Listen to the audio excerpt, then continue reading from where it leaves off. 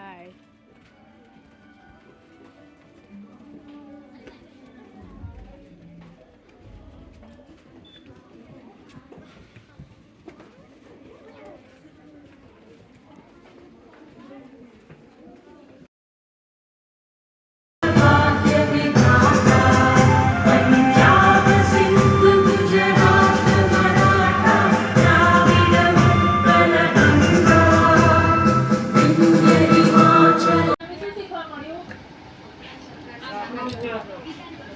જીવનમાં જે બી સપના જોઈએ પણ મહેનત કરીને સાકાર કરવાના. જે પેરેન્ટ્સે જોયા હોય જે તમને આટલી મહેનત કરીને સ્કૂલે મોકલે છે, બરાબર?